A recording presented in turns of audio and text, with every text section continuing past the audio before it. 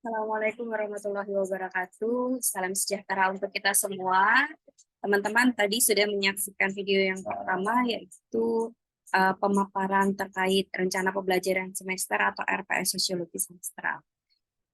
Di pertemuan ini saya akan menjelaskan, dalam video ini saya akan menjelaskan tentang, eh, bukan menjelaskan juga ya, lebih tepatnya ini akan menjadi pemantik untuk diskusi kita selanjutnya.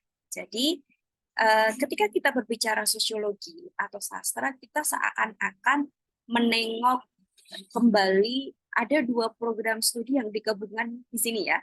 Ada program studi sosiologi dan ada program studi sastra. Apakah seperti itu? Bukan ya. Jadi hampir-hampir ada kesamaan. Nah, di sini kita melihat ada lintas ilmu yang akan kita gunakan untuk melihat sebuah karya sastra. Kita perlu ilmu bantu, yaitu ilmu bantu dari program studi sosiologi, yaitu ilmu bantu sosiologi. Nah, ini sebagai pemantik awal, nanti teman-teman saya harapkan kita bisa berdiskusi bersama. Nah, pertama, kita melihat dulu sosiologi ya. Sosiologi ini kan ketika konteksnya kita melihat sosiologi sastra, kita lihat dulu nih sosiologi itu apa dan sastra itu apa. Nah, sosiologi kalau secara umum, ketika konteksnya kita melihat dulu sumber katanya, nah asal katanya, ini kita pasti konteksnya tidak bisa lepas dari Yunani ya. Jadi sosiologi itu, sosio adalah bersama-sama, bersatu, kelompok manusia, eh, atau mungkin lebih tepatnya, mungkin teman-teman lebih mengenal dengan kata masyarakat. Sedangkan logi atau logos itu adalah ilmu pengetahuan, ilmu. Jadi di sini sosiologi itu adalah ilmu yang digunakan untuk mempelajari bagaimana kondisi masyarakat tertentu. Nah, kemudian secara detailnya ilmu ini digunakan untuk melihat bagaimana asal-usul pertumbuhan masyarakat, kemudian bagaimana gabungan masyarakat yang bersifat umum, nasional, dan empiris. Nah, contoh, ketika kita melihat sekumpulan orang memakai baju-baju hitam, ketika kita ingin mencoba memberikan makna atau menafsirkan mereka, itu kita tidak bisa sembarangan. Sebagai peneliti, kita tidak bisa sembarangan untuk mendefinisikan kelompok masyarakat itu. Tetapi kita punya ilmu bantu, yaitu ilmu sosiologi yang kita gunakan untuk mengidentifikasi mereka itu masyarakat yang bagaimana. Kemudian ada sekelompok orang bergerombol, kemudian mereka memakai baju berwarna merah semuanya, dan kemudian kaosnya itu menggunakan gambar banteng berwarna hitam. Itu kelompok masyarakat yang mana ya? Bagaimana kita mengidentifikasinya? Nah, itu kita perlu ilmu bantu sosiologi.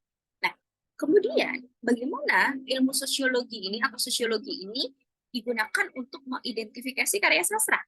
Nah, oke, ini nanti akan kita jadikan diskusi yang menarik ya. Nah, sedangkan ketika kita melihat sastra, ini adalah alat yang digunakan untuk mengajar atau memberikan informasi, memberikan petunjuk dalam baik itu ilmu pengetahuan, agama, dan lain-lain. Sastra tadi berasal dari bahasa Sanskerta ya. Kemudian secara spesifik sastra yang berkumpul menjadi banyak itu disebut sebagai kesusastraan. Nah, sekarang kira-kira kok bisa sastra dan juga sosiologi itu menjadi satu kesatuan yang muncul dalam mata kuliah sosiologi sastra.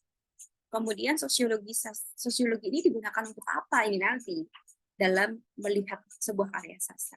Teman-teman, ketika melihat atau membaca karya sastra, pasti di dalam karya tersebut menceritakan tentang kondisi masyarakat tertentu.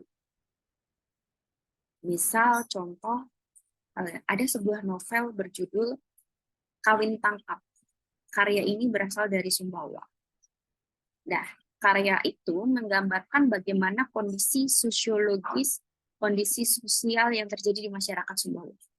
Bahwa perempuan-perempuan di sana itu ada yang mengalami proses perkawinan dengan cara ditangkap atau paksaan. Jadi mereka seperti diculik. Ini sebagai contoh. Nah, sekarang teman-teman bisa melihat karya-karya sastra yang lain, pasti itu akan menggambarkan suatu masyarakat tertentu. Jadi, untuk melihat itu, kita perlu ilmu bantu dari sosiologi. Ketika kita melihat pengarang itu lahir dari mana? lahir di masyarakat yang bagaimana, itu juga berpengaruh terhadap karya sastranya. Nah, itu yang kita gunakan, hal tersebutlah yang akan kita gunakan untuk membantu kita menganalisis atau melihat sebuah karya sastra. Sudah ada gambaran ya? Ini sebagai bahan nanti diskusi. Selanjutnya, ketika kita melihat sebuah sosiologi, itu adalah ilmu yang pasti, ilmu yang sangat objektif, sedangkan karya sastra itu adalah karya yang imajinatif.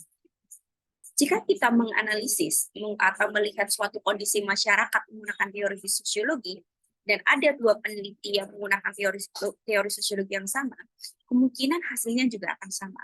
Tetapi ketika ada sebuah masyarakat tertentu, kemudian ada penulis yang ingin menggambarkan kembali kondisi masyarakat tersebut di dalam sebuah karya sastra, bisa jadi hasilnya berbeda. Karena kita berbicara tentang imajinasi. Nah, oke, ini semoga bisa jadi awal yang baik nanti kita dalam melakukan diskusi terkait sosiologi sastra. Nah, selanjutnya, ketika kita konteksnya berbicara tentang hubungan karya sastra dan masyarakat, kita melihat satu, mempertimbangkan aspek-aspek kemasyarakatannya. Kedua, bagaimana aspek kemasyarakatan yang terkandung di dalam sebuah karya sastra. Kemudian yang ketiga adalah bagaimana karya sastra memiliki hubungan dengan masyarakat yang melatar belakangnya. Jadi karya sastra itu lahir dari golongan masyarakat seperti apa, kemudian dia muncul dari pengarang yang bagaimana, itu sangat mempengaruhi karya sastra itu tercipta. Nah, untuk latihan di sini teman-teman tidak perlu mengerjakan jika saya tidak memberikan instruksi. Namun kita harus mendiskusikan nih hasil apa yang tadi saya sampaikan, hubungan sosiologi dan sastra. Kira-kira bagaimana teman-teman? Sudah ada gambaran? Kira-kira nanti kita selama 16 kali pertemuan akan belajar hal-hal apa saja?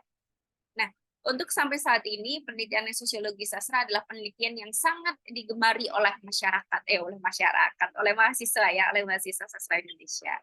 Nah, nanti saya harap teman-teman memiliki kebaharuan dalam teori-teori sosiologi sastra khususnya. Nanti kita akan mencoba melakukan redefinisi